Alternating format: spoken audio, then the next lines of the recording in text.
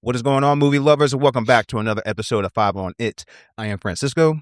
And I'm Sir Frazier. And on today's episode, we are reviewing one of my favorite films of all time. One of my top 50 films. If you tuned in last week, we did Mortal Kombat.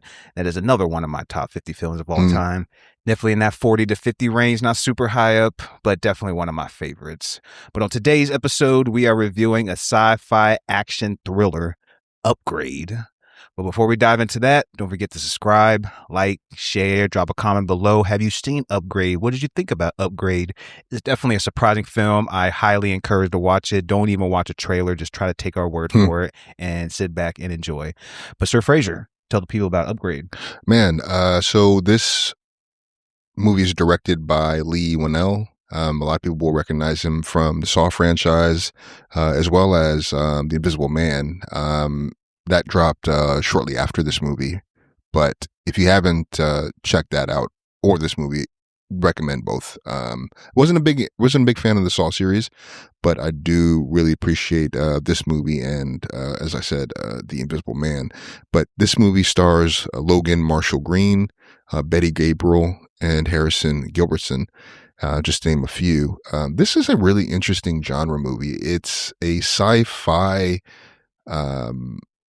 vigilante movie. I mean, it kind of it reminds me a little bit of, in the vein of, Charles Bronson's Death Wish, as well as Rolling Thunder, where, this man, the main character, who really is, Gray, is a kind of, he's an analog guy in a very, very high-tech digital world. He likes to get his hands dirty. He loves to work with his hands. I mean, just the opening shot of him, right? He's working on this old school muscle car.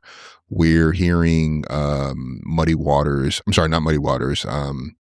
Howlin' Wolf on vinyl, and you can almost be forgiven. You're almost, it's a bit of a pump fake because you're thinking, oh, okay, like this is like taking place in like modern times, and then of course we cut to his wife who's arriving, and she's arriving in a complete opposite kind of car, highly technical, self-driving, sorry, not technical, but very digitalized. So there's no real driving required. She's totally relying on machine, and that's very much like a thread in this movie. It's the irony of him being put in the situation where he's entirely dependent on STEM, which was the original title of this movie.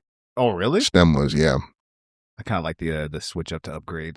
I think it definitely does. But yeah, I mean, I know. I feel like you drive it on this one, man, because this was. I know you. This is a movie that you proposed that we do. Yeah, I proposed to watch this film just because it was so surprising to me. Just because I believe I just got like a recommendation from it from like a friend of mine, or maybe it was even on YouTube or something like that. Somebody I trust, and it was kind of like Strange Darling in a way, where remember you just kind of told me just watch it. Don't watch like really any trailers about it or anything like that. Yeah, and like you might enjoy it, and I thoroughly enjoyed that. I'm not sure how, like what your rating on this movie is going to be. We'll find out at the end, but that's kind of how I went into this movie the first time. I just watched it just on a whim, and I just thoroughly enjoyed it because you're just getting such like this action-packed movie.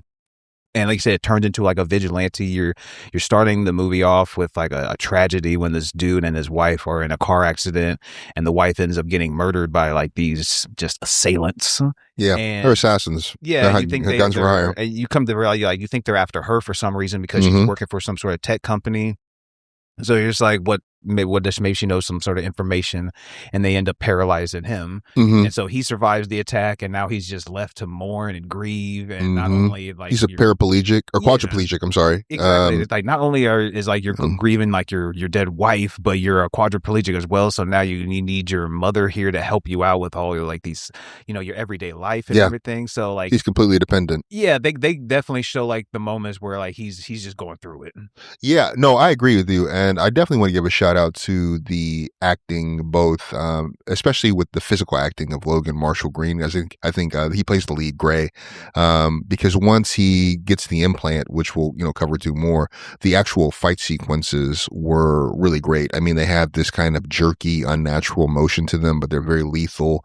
It feels very robotic, but yeah, he nailed it with the just bringing like that physicality, and it felt real. Yeah, it really felt like somebody else was controlling in possession. his body. Yeah. So, like, his performance is like a huge highlight of the movie, like, especially like when you get to like that first fight scene. Oh, with the knife. Oh my god, the kill scenes in this movie. You just think that STEM is like just this thing, this program in his head, almost like a what was it? Alexa.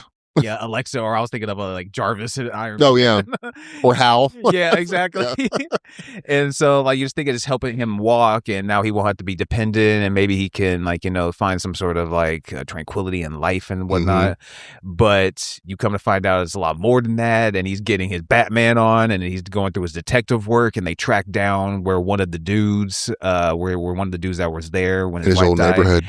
Yeah, and he goes to the house, and when you're getting this fight scene, bro, it is just, dude, it's just kind of, it's like has like a great humor to it, but it's also like next tier, like violence as well. And when STEM is like talking to Gray, and he's just like, I'm gonna need like, you gotta give me the okay. And he's like, just do it, take over. And as soon as he hits him in the chest and he knocks over, the camera like flies up and he changes like the camera angle and everything. Like the way they shoot it with certain angles, and like I said, the way they make it feel like super robotic and just also just super violent. To when you get to the end of it, you're just like, God damn, man. Yeah. Like you just weren't really probably expecting like such like probably a violent movie, because just like, I thought this was I had no, like, going into it for me for the first time, I thought this wasn't gonna be as like high like violence with it. Did you think this was gonna be like as much violence as it was? No. I think one of my knocks is I actually wanted more fight sequences. Oh, really? Yeah, I think that the fight sequences were good. But I mean, I really good and unexpectedly brutal at times. Whether it's when he kills the guy on the rooftop, when he bends his gun back, that was a really great. That was like a very visceral kill. But one of the things that I did want to say about this movie, I think like the irony, we talked about like a little bit about the irony of this man who's like almost like a Luddite. He doesn't really value technology, this world that has become completely dependent on technology. I mean, this is a society that's very futuristic. Drones, police drones are hovering over the city. You see these soldiers who they're almost hybrid between a cyborg and human, because these assassins have, like nanotechnology in them, but they also have like the like literally like guns that you can insert the bullets into their arm. I mean, like the visuals of that were really nuts. Dude, when that the lead guy, when he sneezes, like you said, with the nanobites, and it goes inside like the bartender's nose, kills him. You're like, well, obviously this dude has like some other type of upgrades. He's on on a different level. But yeah, seeing all those, like, it makes you kind of interested to just see what type of like other type of world that they live in. If like this is just like the small piece that you're getting with like some of these soldiers and just some of the technology and stuff. I was just thinking this, like, what else could be going on in the outside world. And one thing that, at least when I'm looking up on Wikipedia, maybe I missed it in the movie, but it says, like, the first thing it says, like, in 2046. Which honestly, it's not that far off from us. No, especially like with some of those cars and everything like that, with Tesla and stuff. But I feel like they could have maybe maybe they said that this movie took place in 2046, but I swear, like, I did not see any of that come on the screen, or them, like, maybe they said it during like some sort of dialogue like this. But I thought that maybe they could have did a better job of showing like what year it was, or expanding on like the outside world a little bit.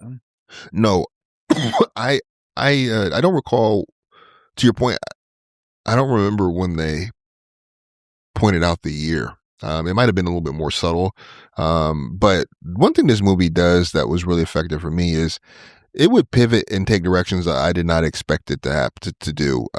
Like some of the, like when after Gray, his wife, Asha is murdered. When he ends up getting approached by Aaron to get the STEM implant, when he actually gets that, when we get the procedure and he goes back to the apartment and we actually hear his voice, I was like, oh, what the fuck? Yeah. That completely caught me off guard. I was not ready for that. The plot twist at the very end where it's Aaron, we think that it was these guys we didn't really have a consensus of why this happened, but we find out that they weren't going for Asha. They were actually going after Gray because he would have been a good candidate for STEM. Yeah. And that STEM is pulling all the strings. Well, it's like a double twist. Oh my God. I was not expecting that at all. I was going to ask you if you were expecting, because I feel like, when people talk about like greatest twists, and not saying this is going to be on the same level as like a Sixth Sense or something like that. Mm-hmm. Or even like a Saw, it's kind of funny, like since Leigh Whannell was involved with Saw, and that had a pretty good twist to it as well. Mm-hmm. Usual Suspects is up there. I'm not saying Upgrade is like on that same tier, but man, it should probably get mentioned with like some of like the best twists in cinema. Yeah, this is a dark ending. Yeah, it is a very it's very Ex Machina like too. Yeah, I agree. I thought that same thing. That's funny you mentioned that, but yeah, I definitely thought the same thing. Similar vibe. Yeah, I was thinking like if what you're going to see, like I said, it's kind of a double twist where like you realize that it's Aaron setting up the whole thing, but then you realize that STEM was like probably not really setting up Aaron, but STEM was like kind of overseeing the whole thing.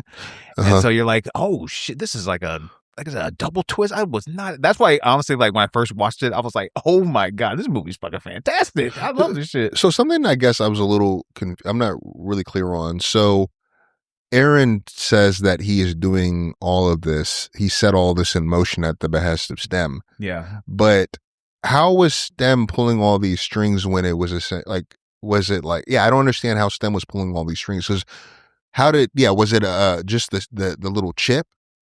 Or was it transferred to the chip? I don't understand. Like, I just didn't really understand that. What do you mean like transfer? So, how was like how to go from like Aaron to Gray? So STEM was basically kind of like making decisions. I think in the earpiece, he was like talking to them. So where was Jarvis before? I'm sorry, not Jarvis. was STEM always in that chip the whole time?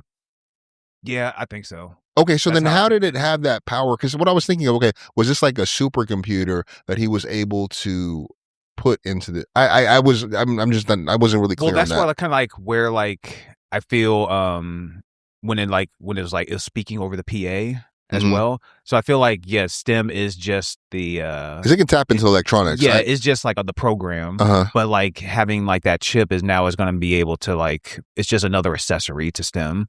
So now he's able to like have a human body, but he had to just slowly break him. I definitely picked up on that.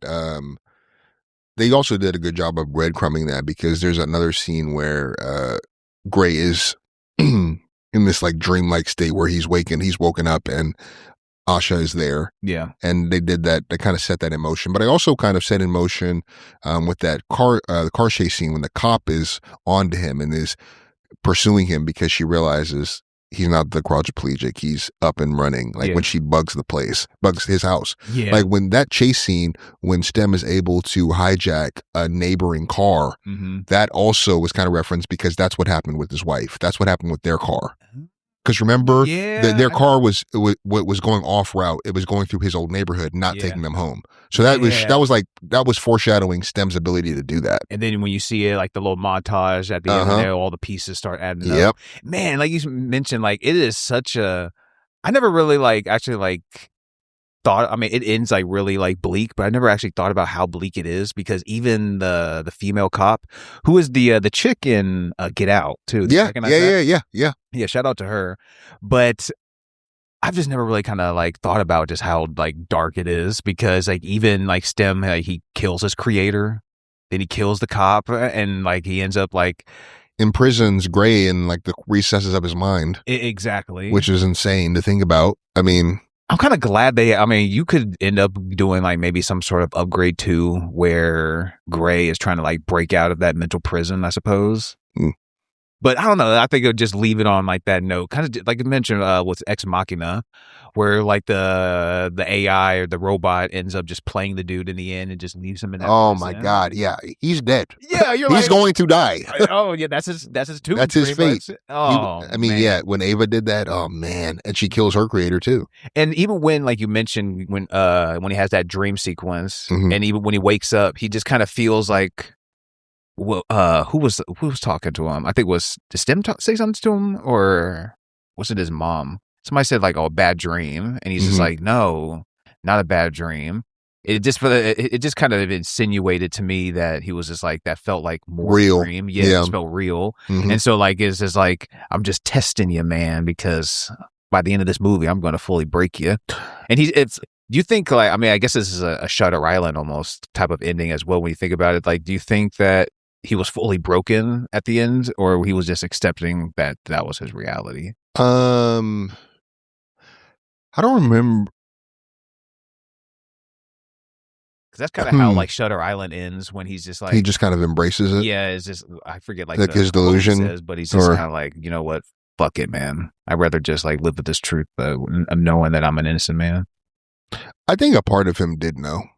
Mm-hmm. Like the looks on his face. I think a part of him did know. Mm-hmm. But I think that just like when he goes to that hacker to help, which was a really cunning move by Stem. Yeah. To basically cut all the strings so that Stem could act autonomously.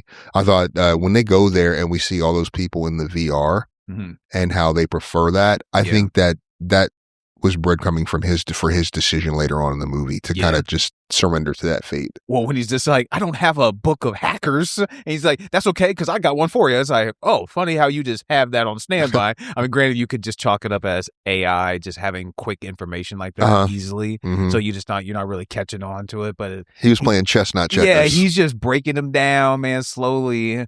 But one thing though, like, I was thinking about that scene with the hacker. Like, what do you think they mean by like when they start coming and she starts like packing up all her shit, and then he's just like, where are you going? And he's like, you can't let them win. And he's just like, or we can't let they win, or whatever. She referred to something like that. And then he's like, who are they? And I was just like, well, yeah, who is he or she, that she didn't want to get hung up on I know. pronouns. He's like, I wasn't going to ask or something. Yeah. I wonder, like, who are they like trying to like refer to as like them, or we can't let them win? I wonder if that was kind of more in reference to the system, them, that like the system, right? Like those people who are running all of this. Yeah.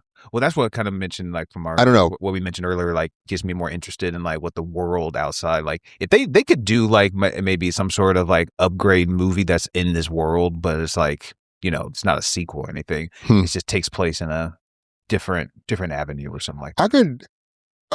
I know that I remember reading that one of the directors, the director of this movie, in one of these, I don't know, it was like a video or something, but he talked about that there wasn't really a possibility for it too, that they weren't willing to back it. Yeah. At that time, I don't know that. I mean, I don't know if this movie is a cult classic, but it is a very entertaining movie. I did like it. It had a lot of unexpected twists. I think the fight sequences are great. I really like the one between him and what's the one that I'm thinking of? The one, the leader dude? Fisk? Was it Fisk? Yeah, Fisk. Yeah, I mean, I'll think of Wilson Fisk? Fisk, oh yeah, not Kingpin. Wait, Wilson. But that Fisk, though, I thought first of all, when he and his partner are pursuing Gray, when he goes to the hacker's place, and we see from his view as the people who are supposed to pick up Gray are rising in the elevator, and he caps both of them through the wall. The visuals of that were great. I think the visuals of like Fisk's eyes, all of that was good. The fight sequence between Gray and Fisk was probably maybe my biggest highlight, or certainly my biggest fight highlight, dude. Especially like when he gets stabbed at the end, when he finally kills Fisk, you see his eyes like flickering and stuff. You're like, oh, that's a cool visual. Yeah, man. For me, like, it's probably a tie. I'm not saying it's tie, but like it's between the Fisk fight and the first one that are just like kind of like just fun, because especially like when he's like hitting the dude with the plates and he's like, stay down. Again, the physical acting too, it felt so off kilter, the way that he was moving. It seemed so unnatural, but it was like really great physical acting. Yeah, he deserves some more flowers just for his performance. I mean, playing a quadriplegic is not easy, but then also playing somebody that's a quadriplegic that gets superpowers almost. Yeah, he's not in fully control of like his actions. So it's just like you have to like play it in a different style, and so he did a crazy good job with that. Well, the thing is too is like as the movie goes on, we see him surrender more and more control to Stem, and Stem take over more and more. Yeah. Even when once he's been freed from Aaron's system and control, we see him basically threatening Gray, like, without me, you can't do anything. Yeah. I'm in control now. Yeah. And yeah, that's when it's like, oh shit. I know when he tells them just like, I don't need permission to do anything anymore. That's like pretty much with the Like no Ultron, no input guards or whatever they said. And he's like, I don't need your permission. It's just like, oh, I think I fucked up. they turned off the babysitting protocol. Yeah. But honestly, it all makes sense too, because if you were in this position, I think if anybody's in this position and dealing with the grief that he went through, and you have like this technology at your fingertips, you're probably going to follow through with everything that he did. And once you're finally like in it, then you're just you got to just see it through. Because like once the cop shows up to the house for the second time and implants, like, because now his wheelchair has showed up to 2 different crime scenes. It's like something ain't right here. So like, it all just kind of makes sense story wise for me personally. Yeah, I mean, I think going back to Logan Marshall Green's acting, especially in the first part of the movie before he gets the surgery, I mean, just he felt it was very believable seeing him just in anguish at both losing his wife and being completely helpless and not being able to avenge her. Like, it felt he was going through it, and like when he attempts to commit suicide, like all of that. I mean, he did such a good job acting in this movie on that level as well. Yeah, definitely going to praise that. You want to do scores, and then did you want to do that? Yeah, for sure. All right, we can do scores first. Yeah, I'll kick us off. This is a 3.5 for me. I really dig this movie. I think it's a lot of fun. The action sequences, the visual effects of just like the robotics and the technology look good. I do remember thinking like, oh man, I wish I would have gotten a little bit more juice out of just like some of the fight scenes, or maybe an additional one, because just kind of seeing him untethered, whether it was like, it would have been crazy to see like him in like a motorcycle chase with Stem taking over, like on the freeway, like just something to kind of really show us what Stem can do when it has this body. Maybe they could have did more just with that chase scene. Yeah. Could have maybe called in like some sort of backup or something like that. And like him taking over like multiple cars. 100%. Like I definitely think that there was an opportunity to really just kind of show what kind of threat Stem could pose, because I think when the ending happens, we're all the more aware of, oh damn, like this is going to be catastrophic. Like I really wanted them to kind of play up the power and ability of Stem, and I think there was a little bit of a missed opportunity there to do that. But that said, yeah, I would recommend this movie. I would watch it again. It's a fun movie. Man, I guess Gray got put in the sunken place thinking of a girl from Get Out. He really did. He really did. But his sunken place is a little more pleasant than the one. Yes, yes. He's not drifting. He's at least with his wife and he's just floating. Yeah, what it looks like the normal world. Yeah. But I'm going with a 4 for me personally. But pretty much everything, like what you said, like the fight scenes are fantastic. You're getting like a pretty good like thriller mystery to go along with it, and him uncovering like certain facts about like the mystery around his wife's death. You get a really good twist ending like towards the end of it.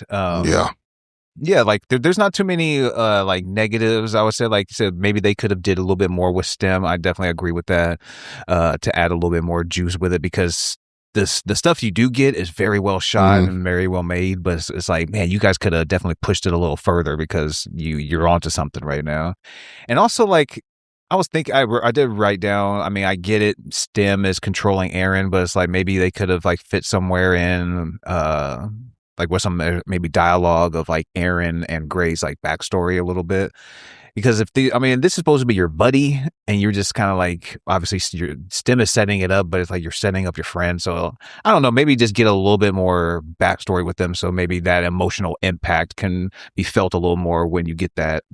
when you get that double cross. That's a good point, because something that I remember wondering about in this movie is why Gray?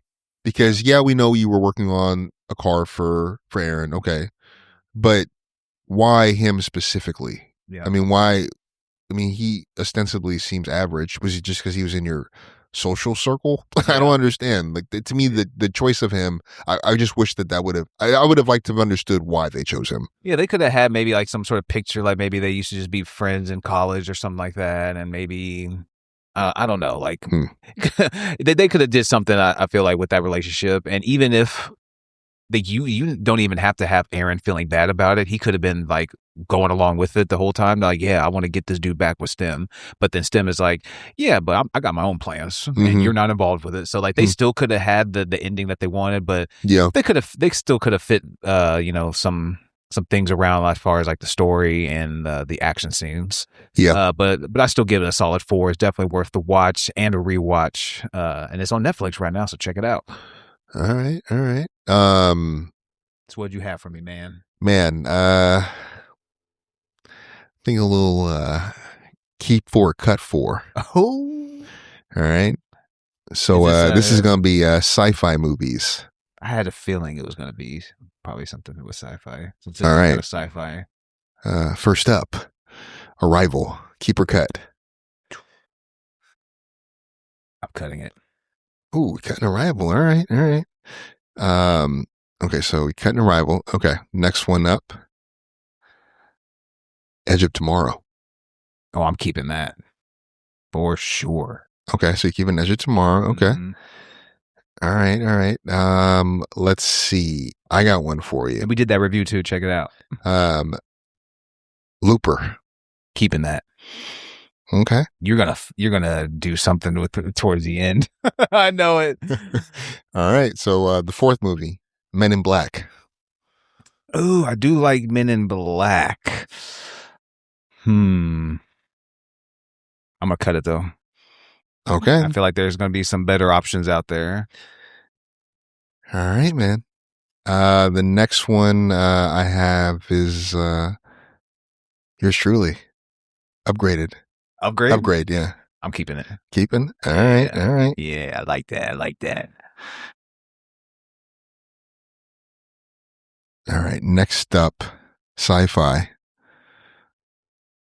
The Thing. Oh, man. I'm keeping that thing, man. That is easily one of my favorite horror movies. That's in my top 50. That's in that might be in the top 25. Okay, so that's 6. All right, next up. So these next 2 are going to be cut. These next 2 are cut automatically? Yeah, because I got Edge of Tomorrow, Looper, Upgrade, and The Thing. Alien. Oh, I'm okay with that. I'm more of an Aliens guy. That's okay. All right. And Dune. I'm okay with that. All right. I'm like, even though I am a Dune fan, Dune 2 is the superior one. So I am happy with that. All right. I like that. Okay. Yeah, like I wouldn't move any of those around. And personally, actually, I haven't seen Arrival. Oh, for real? Yeah. Oh, damn! I thought you'd seen that Arrival. Isn't that with Denis Villeneuve too? Yeah. That's an excellent movie. I highly recommend it. Jeremy Renner, Amy Adams. Mm-hmm. Yeah, really good cast. Yeah, I like that. Edge of Tomorrow, Looper, Upgrade, The Thing. Yeah, can't beat that, man. All right. Cool. Well, that wraps up our episode for this week. We'll catch you all next time. Peace. Free audio post-production by alphonic.com.